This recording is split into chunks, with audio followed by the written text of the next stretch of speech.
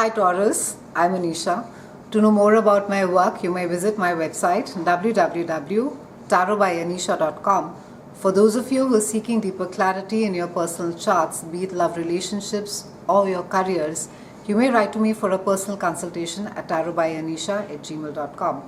Taurians, May is the month of retrogrades. We're beginning the month with a Mercury retrograde that carries on being there, that is retrograde till about 23rd. We also have Mars that is also retrograde till about June end. Now Mercury, it's this year in fact is fairly intense year. I'm calling it the year of transformation for a lot of zodiacs.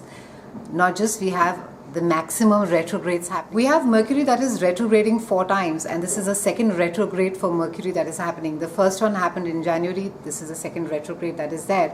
And though of course the focus is going to be there in the particular house where it is aspecting for you, this particular retrograde is also a lot about past. It's about your memories. It's going to make you revisit maybe a lot of experiences that you had as a child.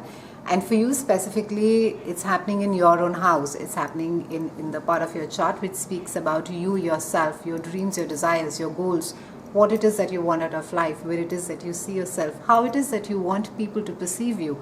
And Taurians, the interesting thing over here is that Mercury, whenever it transits a particular house in our charts, it's basically giving you a clue as to that this is the place where you need to be focusing on. It's literally like a cosmic signpost which is saying that you're here. And for those of us who really choose to ignore it and say, oh, I really don't need to be re-looking at it, Mercury almost starts acting up comically, it just literally sticks out its foot and makes you fall on your face, so that you get up and you notice and you say, oh, I think I left something over there and need to be redoing it. Anything in fact that has a prefix of a re can be attached with a Mercury retrograde. So you need to be redoing, you need to be retweaking, you need to be rethinking it. And for you, because it's speaking about you, it's a time when you need to be taking a look at what is it that you hold dear. It's a time to be not just, I would say, cosmetically, of course it's important. Take a good look at yourself in the mirror, see what all changes can be done. Maybe you need a drastic haircut, maybe a complete wardrobe overhaul. How it is that you look, how it is that you're presenting yourself to the world.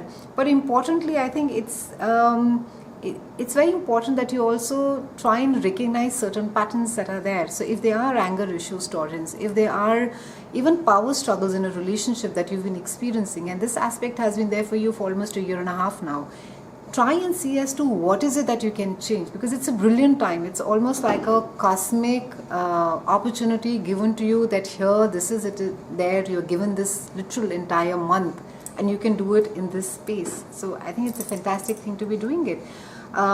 You could also feel that during this time that how people perceive you is not really the person who you are, and it could sort of disturb you to a certain extent. It's also a time wherein that you could be retrogrades, especially Mercury retrograde, when it happens in our own particular house, in the house of self, it tries to merge the inside with the outside. So who it is that you are, the authenticity, and it will try and get it outside, of course, if you allow it. So if you are quite tired of, being the way that you are externally, or whether it's, maybe you're used to being too polite or being too politically correct, and there is some amount of authenticity for whatever, maybe it's fear or you can't be in a certain way.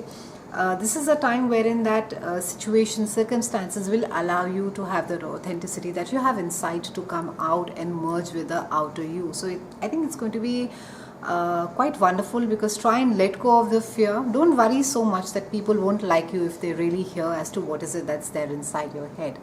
And I think in any case, if they are not going to be liking you for who you are, then you shouldn't worry in any case. So that's quite all right.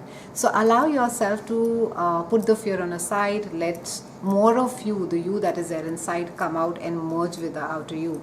We have Jupiter that is going direct in a very fantastic position for you. That's a house of love, romance, children, and creativity. And Jupiter, of course, he's a god of expansion. He's the benefactor. In every place that Jupiter goes, he just expands. He just gives. He's the giver. Now, what is a very lesser known fact about Jupiter, and which most of us astrologers don't really talk about it, that every time a Jupiter goes a retrograde or he goes direct, there's kind of it's like a give and a take energy. It's almost that you're giving out and you're taking in, and you're giving and you're taking. And with this particular thing, when it is going direct, he's also sort of letting go of stuff that has not been working for you, but he's also taking in a lot from the environment. So if you've not really been if you've not really been working because it's aspecting for you in your house of love, if relationships have been really tough, and if you've not been working on getting them right or making an effort on them, that issue may just get quite magnified for you right now. And similarly, because there's creativity involved, it may be that you could get quite caught up in something which may not get implemented. It could just turn out to be this really grand thing. That is one aspect of Jupiter. Of course, the larger bit of it is that it is going to be it's going to be allowing you to be more at ease and to be able to say things as far as your love relationships are concerned. It's going to be improving your relationship with your children. Maybe you will be able to spend more time with them. There seems to be a lot of productive, fun times that you could be doing. A lot of holidays could be happening around this time. Also, Jupiter, there is a slightly challenging aspect where Jupiter is direct to Saturn, that is squaring Neptune as well. That speaks about an ongoing moderation, and it speaks about some amount of common sense that is going to be required throughout this month. So while we may get excited and cosmically, of course, and with this entire benefactor thing coming, and we'll find that things are really smooth, and I'm so much in love, and my children are so lovely, and I'm so creative, and so on and so forth. But with this side effect of the Saturn squaring Neptune on the side, with the Jupiter direct, you just need to be keeping the balance, Taurus. Try not to sort of go a little wild. Try and say not to jump into, if you're in love, don't start chasing the person with a ring, or don't run to the altar yet. Just wait. And it's also a brilliant time, I think, to get to know the person with whom you're in love with, know better. It's a time to be having a lot of these lovely conversations besides just having fun. So use this time to do all that. Stay away from casual relationships. Stay away, because not to say that they're bad or I'm being judgmental about that, but just at this phase, this particular month, it's a brilliant time to be connecting very well at a soul level. So if you're trying to move things a little bit more deeper, you already have the cosmic advantage over there. So try and use that more. We have an intense full moon that is there in a part of your chart that speaks about shared resources, sexuality and intimacy. And this is happening for you on 21st May. Now, full moon or lunar eclipses are far more intense than a new moon is. And it's simply because, it's coming to a closure, things are coming to fruition, and something seems to be coming to an end. And because this is about power struggles, this is about who pays what for whom. And this again, Taurians, has been going on for you since the last, I would say, about 6 months or so, wherein that you're being asked to transform, because this entire energy of shared resources, sexuality, intimacy, it's about change. It's asking you to look at how it is that you view money, how it is that you feel when you're giving a part of what you earn with the person with whom you love.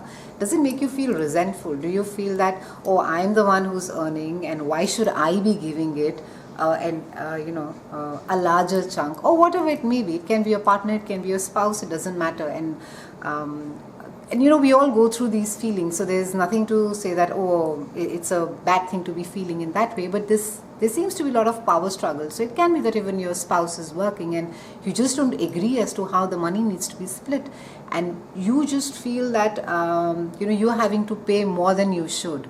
And it's a time wherein that with this full moon, I think something sort of either an agreement comes. Either you decide something. It can also be, it has a slightly legal connotation as well. I wouldn't be surprised if there is a mediation that happens, that maybe someone gets a professional, maybe you're a lawyer, maybe you seek a help, or maybe there's a family friend who's a lawyer who comes over there and who sort of helps you decide and say, okay, you give so much, and this is how you can be doing. It's also during this time issues related to other people's monies, whether their loans, their debts, they can crop up as well. They can even be in the past, say if there have been certain debts that you've taken, it's a great time to be repaying them. Also maybe also people who owe you money, they could be repaying you that as well. We have Venus that is there in your earned house of income, and she is in opposition with the god of war, that's Mars, and he's there in your house of again shared income and resources, and all this entire tug of war is happening around the 24th of May. And this again is very interesting because it's happening right after your full moon. That means the moment that you have settled down into saying that how much do I give, why should I give, is it my share, what is it that I am in a relationship with this person, should I be giving this much emotionally, am I get that? So it's a completely, I won't really call it a transactional thing, but it's a power struggle that's happening, and it's happening financially, and it's happening sexually, and it's happening emotionally for you with your partner. So, and by the time that you sort of reach to a conclusion with this full moon, we have this entire drama with Venus and Mars, that this little dance that begins up again around the 24th. And this again is speaking about your income. So Venus is there in your own house of money. She's not in the house of other people's money. And Venus over here is pretty much indicating that there is enough. There is enough for you to not just share and give, but there's enough for you to be earning as well, Taurians. So try and sort of move away from that insecurity, whatever it is that has been bothering you, that you don't have enough, or you need enough, or you need to be earning more. So over here, Venus very clearly is indicating that not only are you going to be attracting more opportunities to earn more money, but you're also sort of cosmically covered, your back is quite covered. So just don't sort of get into the bitter power struggle that seems to be happening for some of you.